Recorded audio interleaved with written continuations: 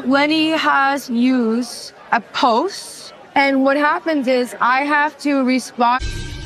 Lisa talks way too much about Lenny. It's a lot of Lenny. Like, I think there were times I was waking up out of my dead sleep going, Lenny! I can say right now I have a yeast infection. She'll be like, oh my god, Lenny have a yeast infection too. Stop talking about Lenny already. Like, it's so much Lenny. It's becoming a song.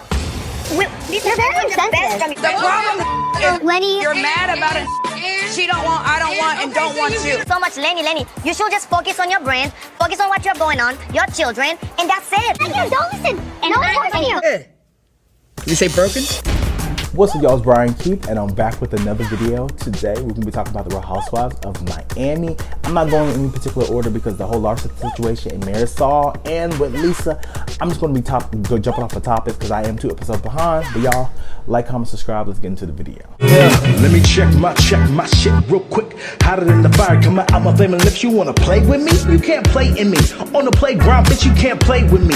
Got it, want it, securing the bag. Right, so I'm just going to start off with Lisa, right? So Lenny has used a post, and what happens is I have to respond to it because I have to defend myself. Lisa in this Lenny situation, I understand the whole parameters about, you know, going through divorce, it's being public, all this stuff happening, and she feeling embarrassed, yeah. I get all that. However, I understand Kiki's frustration at that dinner when she's telling her, girl, I understand you are upset. And this is something I would say, like, I agree with Kiki. Like, I get it might sound rude, it might be this and the third, but Kiki basically told her, like, girl, I understand that you over here mad with Lenny, but we're tired of hearing about Lenny. Talking about Lenny already. Like, it's so much Lenny. Focus on what you're going on, your children, and that's it. Move on and keep it going. And Lisa's just like, girl, Who is that? Excuse me? Who are you talking to? Who is she talking to? Well, how dare you? and I'm just like, girl, I get it, but you've been talking about Lenny for damn near 3 seasons now. The man over here embarrassed you publicly. It would be Lenny down, right? Like, I get Lisa's frustration, but she moved on with Jody, and I can see how that could push somebody away. If I was over here in a relationship with Lisa, I'd be like, girl, I don't want to be hearing about no other man all the time. I'm in the thick of it. I'm in the thick of it right now. It's work. You're giving Lenny too much of your time. Maybe that's why he's going around doing all of that. Nobody wants to hear about their ex venting to him, like, yes, I understand you got kids. Yes, I get that your lives are like this. But what else is going on?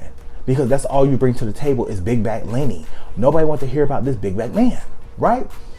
So, Larsa and Gertie. I don't think that Larsa is getting the point. What happened? I want to tell you something. My intention when you told me that you had cancer was not to go and gossip about you. I felt horrible.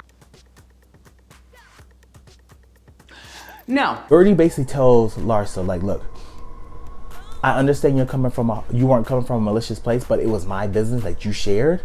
And I wanted Gertie to start right there, because at the end of the day, she told your business, and you can't say you don't know she's coming from a malicious place because she hasn't shown you any type of compassion. She's questioning the validity of your diagnosis. And my whole situation is with Larsa.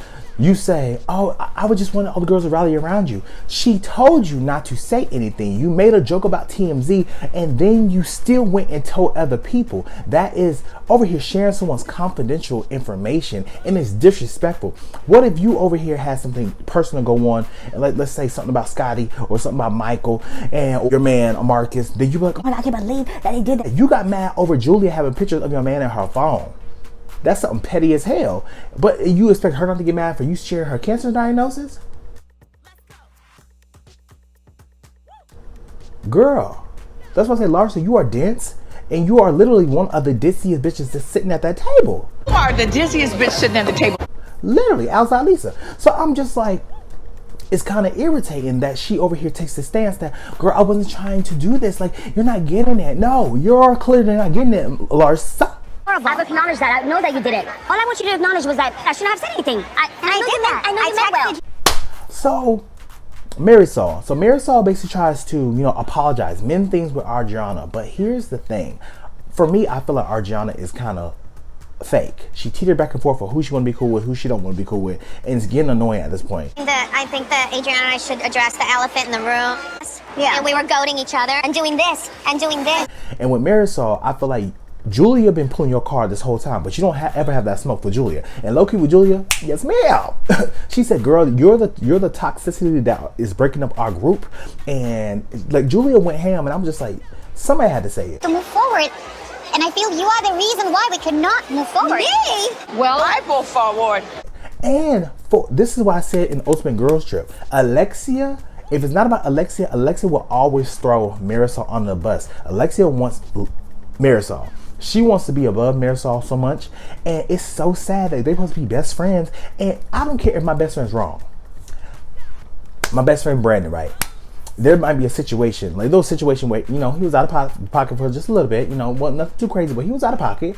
And I stood right there in solidarity, like, but behind closed doors, I'm like, friend, you was hella wrong. Like, what is going on? Like, you know, in the moment he didn't see it, but, you know, he and his feelings, I get it, I let you vent, cool. But after the fact, I let him know, like, you know, this is my perspective of the situation. I feel like you was kind of wrong. And he does the same thing to me, vice versa. So I feel like with Alexia, I feel like Marisol has come to your defense on numerous of times. When she didn't even know the situation, she came to your defense at a fault. But you have been going against your friend this entire season, Alexia. Different people in the group, and then you don't own up to it. I mean, this is a first. You rarely see, like, Alexia contradict Marisol. And like I said, it's just crazy to see. Like, my whole thing is I don't see it for Alexia. Like, she's not really that, like, my girl. But, you know, basically the night after the whole dinner that they had, because like the girls are in Palm Beach, you know, Julia and Adriana are outside. They're talking about the whole situation, how Marisol confronted Julia about, you know, talking to her ex, and Julia's like, look, I talked to him multiple times. He has come to me and said certain things about Adriana, about Marisol, and you know, it was what it was. Happy Marisol finally apologized. I genuinely believe that Marisol is the one who stirs the pot all the time. And you know, Adriana basically second that, and she was just like, yeah, I've heard so many things, and you know, not good things, and it is what it is. I feel like she's just, you know, dividing the group. I don't think the group is divided. I feel like this is actually a genuine friend group where majority of the women get along and actually friends. They have, it seems like, organic beefs. They all go out for, you know, test driving, like old mobiles. You know, it's really cute. Car breakdown. I've been sick. I hate when a car break down. You have to like stay on the side of the road. It's just too much like attention on me. I'm just like, it's awkward, right? Hurry up before the light changes. You've seen a lot of this in bad horror movies where you get stuck on the side of the road. But you know, the girls go out for lunch, and you know, Marisol gets like chimes on her phone, and Alexia's like, Marisol, is that information about Lisa? I'm just like, if I was Marisol, I was just like, bitch, why? Like, I just feel like Alexia just be taking digs, because it's just like, that didn't have to be announced, but whatever. You're like, wait, you got another something about Lisa again? I have a Google alert. No. Lenny Hoxton claims ex-Lisa's bleeding him out financially. So basically, you know, we already know that Lisa's going through this whole divorce situation with Lenny, and then she called the police because they said she had bruises on her hand. And I could have sworn I saw that Lenny was trying to sue Lisa. I'm like, girl, he ain't trying to get her no money. But the girls are basically talking, and they're just like, you know, Lisa just gotta let it go. Like, at the end of the day, nobody want to hear about it. And Larsa, she's like, look, that's my best friend, but at the end of the day, I am tired of hearing about that big bad man. Like, Where we relied on other people, and it is a scary place, but I just wanted to be super conservative and practical. She's not accepting. Okay, we get it that he broke your heart, all this stuff happened, but you're gonna have to let it go. And my whole thing is, I feel like Lisa's more devastated about the divorce because she's losing the money and not so of her love with her husband. They even said that they weren't having sex like that, they weren't kissing like that, they weren't being romantic like that. And then after he said what he said last season on the hot mic moment, you were still, I'm like, girl, I would have ran that man through the mud and just like, goodbye, y'all, I don't got time. I puff up. And then what they say, I puff up. Birth being, is it when you sign the divorce papers? Is it when you move out of the house? Like, chapter closed, I'm moving on. Not feel so much resentment. And but you know, at the end of the episode, we see Nicole and who was it? Nicole and Alexia. No, at the end of the episode, we see Nicole and Lisa sitting down. They're talking about, you know, the divorce, right? And she just like, do you feel like everything will be good, squared away, done once you sign those papers? And Lisa's like, yes, I feel like that would be great, but you know, he's just embarrassing my family. He's just doing, you know, she just like, am I just like a year removed? I'm just like, Lisa, I just want to give you some type of, this is what I want Lisa to do. Find your happiness on your own and stop trying to find happiness in a man.